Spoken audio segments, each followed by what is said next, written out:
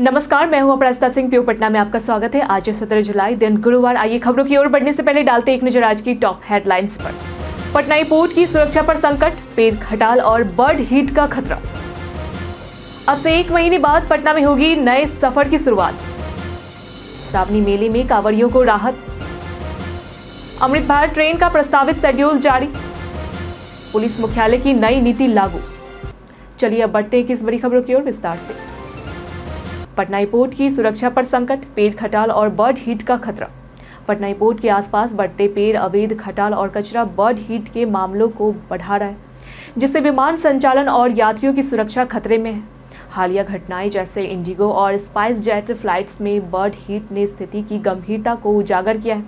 विशेषज्ञों और अधिकारियों ने पेड़ों की छटाई, अवैध खटाल हटाने और स्वच्छता उपायों की मांग की है। प्रशासन की लापरवाही से जोखिम बढ़ रहा है। समय रहते सख्त कदम न उठाने पर बड़ा हादसा हो सकता है। यात्रियों की सुरक्षा सुनिश्चित करने के लिए त्वरित कार्रवाई आवश्यक है। पटना एयरपोर्ट की सुरक्षा पर संकट, पेड़ खटाल और बर्ड हीट का खतरा।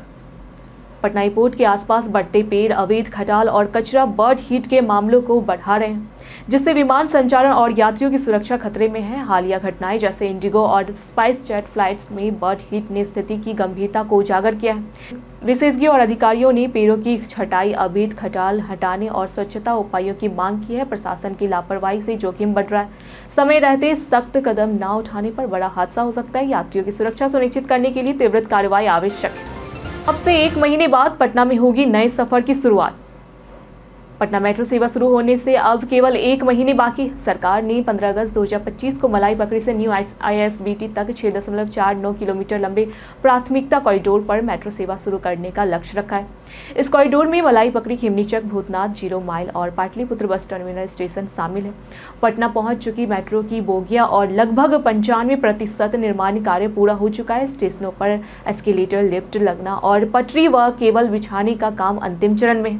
इस महीने के अंत तक ट्रेनों का पहला ट्रायल लिया जाएगा। संचालन और रखरखाव की जिम्मेदारी Delhi metro rail corporation DMRC को सौंपी गई है, जिसके लिए 179.37 करोड़ की राशि स्वीकृति की गई है। श्रावणी मेले में कांवड़ियों को राहत। श्रावणी मेला 2025 के दौरान कांवड़ियों की सुविधा के लिए रेलवे ने टाटा से आरा बक्सर एक्सप्रेस को फतुआ, करोटा और अथमल गोला स्टेशनों पर 10 अगस्त तक 2 मिनट के लिए अस्थायी रूप से रोकने का निर्णय लिया है। गाड़ी संख्या 18183 शाम को और 18184 सुबह इन स्टेशनों पर रुकेगी। यह फैसला कांवड़ यात्रा में जुटने वाले श्रद्धालुओं की सुविधा के लिए लिया गया है। दानापुर मंडल के तहत आने वाले इन स्टेशनों पर ठहराव से स्थानीय यात्रियों को भी राहत मिलेगी। अमृत भारत ट्रेन का प्रस्तावित शेड्यूल जारी। पटना से नई दिल्ली और दरभंगा से गोमती नगर, लखनऊ के बीच चलने वाली 2 नई अमृत भारत ट्रेनों का शेड्यूल जारी हो चुका है। पटना से ट्रेन शाम 4:30 बजे खुलेगी, जबकि दरभंगा से ट्रेन दोपहर 3 बजे रवाना होकर गोरखपुर होते हुए सुबह 5 बजे गोमती नगर पहुंचेगी।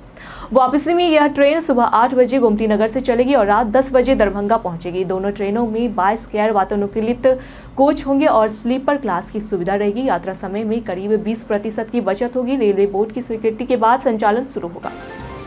पुलिस मुख्यालय की नई नीति लागू। पटना सहित पूरे बिहार में अब पुलिस सिपाही कानून व्यवस्था और गश्ती के दौरान हथियारों की जगह लाठी, शील्ड, बॉडी प्रोटेक्टर और BP हेलमेट से लैस रहेंगे।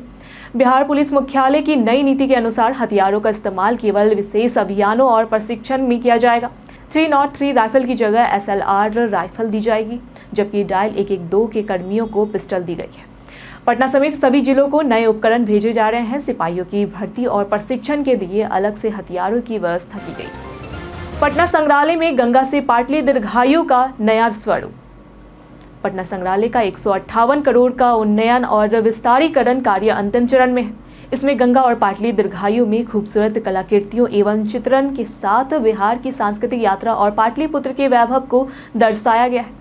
संग्रहालय में 2D प्रेक्षागृह, अस्थायी प्रदर्शनी हॉल, संरक्षण प्रयोगशाला, 105 सीट वाला ऑडिटोरियम और आधुनिक भंडार गृह का निर्माण भी पूरा हो चुका है। पुराने हेरिटेज भवन का संरक्षण कार्य भी तेजी से चल रहा है, जिससे संग्रहालय जल्द ही नए और आधुनिक स्वरूप में पर्यटकों के सामने आएगा। छोटे उपभोक्ताओं को सस्ती गैस मिलेगी। बिहार सरकार ने CNG और PNG पर वेट दरों को समान करने का फैसला किया है, जिससे पटना समेत पूरे राज्य के छोटे उपभोक्ताओं को सस्ती गैस उपलब्ध होगी। उप मुख्यमंत्री सम्राट चौधरी ने बताया है कि इस फैसले में जेल और अन्य सीजीडी कंपनियां एक समान कर दर टैक्स चुकाकर उपभोक्ताओं को राहत दे सकेगी। इससे न केवल आर्थिक बोझ घटेगा बल्कि प्रदूषण नियंत्रण और पर्यावरण संरक्षण को भी बढ़ावा मिलेगा। यह कदम बिहार के प्राकृतिक गैस उपयोग को बढ़ाने और पारंपरिक ईंधनों पर निर्भरता कम करने में सहायक हो। पटना इनकम टैक्स ऑफिस में सीबीआई की दबिश। बीते मंगलवार को पटना स्थित इनकम टैक्स ऑफिस में सीबीआई ने घूसखोरी के मामले में छापेमारी की और 2 कर्मचारियों को पूछताछ के लिए अपने साथ ले गई। इनमें एक इन्वेंशन टीम का इंस्पेक्टर और एक मल्टीटास्किंग स्टाफ शामिल था। अचानक हुई इस कार्रवाई से ऑफिस में हड़कंप मच गया। सूत्रों के मुताबिक सीबीआई के पास रिश्वतखोरी से संबंधित पुख्ता जानकारी थी। हालांकि जांच एजेंसी ने अभी तक आधिकारिक तौर पर कुछ नहीं बताया। झारखंड में भी एक अलग मामले में एनएचआई के 3 अधिकारियों को रिश्वत लेने के आरोप में गिरफ्तार किया गया। 8 साल बाद भी नहीं मिला रजिस्ट्रेशन सर्टिफिकेट। पटना जिला उपभोक्ता आयोग ने 8 साल बाद भी रजिस्ट्रेशन सर्टिफिकेट न मिलने पर ऑटोमोबाइल डीलर और डीटीओ पटना को व्यक्तिगत रूप से पेश होने का निर्देश दिया है। शिकायतकर्ता मिथिलेश्वर कुमार ने हीरो होंडा बाइक खरीदने के बाद रजिस्ट्रेशन सर्टिफिकेट न मिलने की शिकायत की थी। आयोग ने दोनों पक्षों से स्पष्टीकरण मांगा है और कहा है कि यदि संतोषजनक जवाब नहीं मिला तो उपभोक्ता संरक्षण अधिनियम की धारा 72 के तहत 3 साल जेल या 1 लाख रुपए तक जुर्माने की कार्रवाई हो सकती है। हालांकि अगली सुनवाई 22 अगस्त 2025 को होगी। पटना में फर्जी दान रसीद घोटाला, आयकर विभाग की सख्त कार्रवाई। पटना में आयकर विभाग ने फर्जी दान रसीदों के जरिए करोड़ों का टैक्स रिफंड लेने वालों पर शिकंजा कसा है। धारा 80G के तहत छूट का दुरुपयोग कर नकली रसीदें बनाकर दान का झूठा दावा किया गया है। आयकर विभाग ने कई करदाताओं को नोटिस भेजकर पूछताछ की है। यह खुलासा हुआ है कि बिना दान किए गए लोग रिफंड ले रहे थे। दोषियों पर 200% जुर्माना और 3 से 7 साल की जेल का प्रावधान है।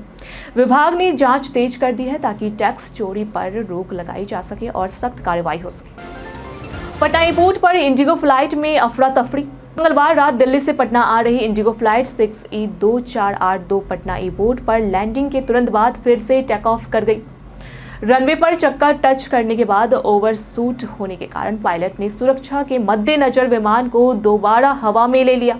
विमान ने 4 राउंड लगाए और फिर सुरक्षित लैंडिंग की गई। फ्लाइट्स में सवार 173 यात्री घबरा गए थे, लेकिन क्रू ने सूचित किया कि यह तकनीकी कारणों से हुआ। रनवे गीला और छोटा होने से यह स्थिति उत्पन्न हुई थी। बाद में सभी यात्री सुरक्षित रहे। पुलिस अब चलाएगी आधुनिक ऑटोमेटिक हथियार। पटना सहित बिहार पुलिस ने 303 राइफल को धीरे धीरे बेड़े से हटाकर छोटे और अत्याधुनिक ऑटोमेटिक हथियार अपनाने का निर्णय लिया है। अब SLR, AK-47, AK-203 और 9 मिलीमीटर ऑटो पिस्टल जैसे हथियार पुलिसकर्मियों को दिए जा रहे हैं। यह कदम पुलिस की छवि सुधारने और जनता के बीच हथियारों के बेवजह प्रदर्शन को कम करने के लिए उठाया गया है। नए सिपाहियों को सेना और केंद्रीय बलों से प्रशिक्षण देकर निशाना साधने में दक्ष बनाया जा रहा है। पटना समेत पूरे राज्य में इस नीति को लागू किया जा रहा है। दुर्घटना मृत्यु पर परिवार वालों को मिलेंगे 5 लाख रुपए। बिहार सरकार ने व्यवसायियों के लिए एक नई योजना शुरू की है, जिसमें दुर्घटना में मृत्यु होने पर उनके परिवार वालों को 5 लाख रुपए का अनुदान दिया जाएगा। इस योजना को मंत्रिपरिषद की मंजूरी मिली है और यह बिहार व्यवसायी दुर्घटना मृत्यु अनुदान योजना 2025 के तहत लागू होगी। यह सुविधा निबंधित नॉन कॉर्पोरेट व्यवसायियों को मिलेगी। साथ ही CNG और PNG पर वेट की दरें समान कर दी गई है, जिससे उपभोक्ताओं को राहत मिलेगी और प्रदूषण नियंत्रण में मदद होगी। यह कदम व्यवसायियों और उनके परिवारों के सुरक्षा के लिए महत्वपूर्ण है। पटना के दीघा से कोइलवाड़ तक गंगा पथ का विस्तार। पटना के दीघा से कोइलवाड़ तक गंगा नदी के किनारे स्थित पथ का विस्तार किया जाएगा। साथ ही मुंगेर के सफियाबाद में भागलपुर के सबोर तक 82.8 किलोमीटर लंबा 4 लेन एट ग्रेड और एलिवेटेड रोड बनाया जाएगा। यह सभी सड़क निर्माण ही मॉडल के तहत होगा। परियोजना के पहले खंड में 16 घाटों का उन्नयन भी शामिल है। कुल लागत लगभग 9,960 करोड़ रुपए है। 4 वर्षों में निर्माण पूरा होगा और 15 साल तक निर्माण कंपनी रखरखाव करेगी, जिससे सरकार पर वित्तीय बोझ कम होगा। 3 जिलों के 80 से अधिक गाँव में शुरू हुई नई प्रणाली। पटना सहित 3 जिलों के 80 से अधिक गाँव में स्थानिक दाखिल खारिज प्रणाली की शुरुआत हुई। राजस्व एवं भूमि सुधार मंत्री संजय सरावगी ने इस कंप्यूटरकृत पोर्टल का शुभारंभ किया। नई प्रणाली की दाखिल खारिज प्रक्रिया पूरी तरह डिजिटल होगी, जिससे त्रुटियां और देरी कम होगी। जमीन की खरीद बिक्री या उत्तराधिकार के बाद राजस्व मानचित्र और अधिकार अभिलेख अपने आप अपडेट हो जाएंगे। यह बिहार की पहली ऐसी तकनीक है जो मेक इन इंडिया के तहत IIT रुड़की की सहयोगी तकनीक से विकसित हुई है। ओवैसी ने युवाओं को रील छोड़ वोटर लिस्ट समझाई। बिहार विधानसभा चुनाव के दौरान AIMIM प्रमुख असदुद्दीन ओवैसी ने युवाओं से अपील की कि वे रील देखकर अपना समय बर्बाद न करें। उन्होंने कहा कि अगर युवा रील देखने में लगे रहे तो नेता, डॉक्टर, इंजीनियर या वैज्ञानिक नहीं बन पाएंगे। ओवैसी ने वोटर लिस्ट रिवीजन का भी जिक्र करते हुए कहा कि मतदाता सूची संशोधन के समय युवाओं को बूथ स्तर के अधिकारियों से सही जवाब देना होगा। उन्होंने महागठबंधन में शामिल न किए जाने पर भी अपनी नाराजगी जताई। नीतीश ने दिया निर्देश, TRE 4 परीक्षा जल्द। मुख्यमंत्री नीतीश कुमार ने एक्स पूर्व ट्विटर पर कहा कि सरकारी स्कूलों में शिक्षकों की रिक्तियों की शीघ्र गणना पर TRE 4 की परीक्षा जल्द आयोजित की जाए।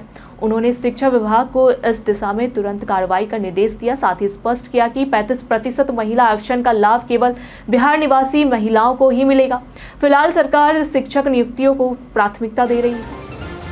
खान सर का तीखा बयान, प्रशांत किशोर और पवन सिंह को घेरा। बीते दिन बिहार के चर्चित शिक्षक खान सर ने शराबबंदी पर बड़ा बयान दिया। उन्होंने उन नेताओं को बेशर्म कहा जो शराबबंदी हटाने की बात कर रहे थे। उनका इशारा साफ तौर पर प्रशांत किशोर की ओर था, जिन्होंने हाल ही में कहा था कि अगर उनकी सरकार बनी तो बिहार से शराबबंदी हटा दी जाएगी। खान सर ने कहा कि मुख्यमंत्री भगवान नहीं होते कि वे 100% शराब बंद करवा सके, लेकिन इसका मतलब यह नहीं कि कानून ही हटा दिया जाए। उन्होंने कहा कि जो लोग शराबबंदी हटाने की बात कर रहे हैं उन्हें पहले अपने घर में शराब परोसनी चाहिए। इस बहस में भोजपुरी अभिनेता पवन सिंह ने भी शराबबंदी को गलत फैसला बताया था। पटना में शुरू होगा बिहार का पहला आधुनिक विद्युत सप्ताह गृह। पटना के बांस घाट पर 89.40 करोड़ रुपए की लागत से बन रहा आधुनिक सप्ताह गृह अगस्त में तैयार हो जाएगा। यह 4 इलेक्ट्रिक यूनिट, 6 लकड़ी आधारित चिताएं, 8 प्रारंभिक स्थल, 2 तालाब, वेटिंग व प्रेयर हॉल सहित प्रशासनिक कार्यालय, मंदिर और पार्किंग सहित अन्य सुविधाओं से लैस होगा। इसके साथ ही उत्तर बिहार के 13 और दक्षिण बिहार के 7 जिलों में आधुनिक विद्युत सप्ताह गृह बनाए जाएंगे, जिनकी कुल संख्या 21 होगी। यह पहल से प्रदेश में अंतिम संस्कार की सुविधाओं में विशेष सुधार होगा और पारंपरिक व इलेक्ट्रिक दोनों विधियों की सुविधा स्थानीय स्तर पर उपलब्ध होगी। अब QR कोड स्कैन कर शिकायत कर सकेंगे मरीज। एम्स पटना ने मरीजों की सुविधा के लिए एक नई व्यवस्था शुरू की है। अब मरीज इलाज में किसी भी परेशानी पर वार्डों में लगाए गए QR कोड को स्कैन कर सीधे शिकायत दर्ज कर सकेंगे। शिकायतों के समाधान के लिए 24/7 काम करने वाला कमांड एंड कंट्रोल सेंटर बनाया गया है। शिकायतों पर 30 से 60 मिनट में संज्ञान लिया जाएगा।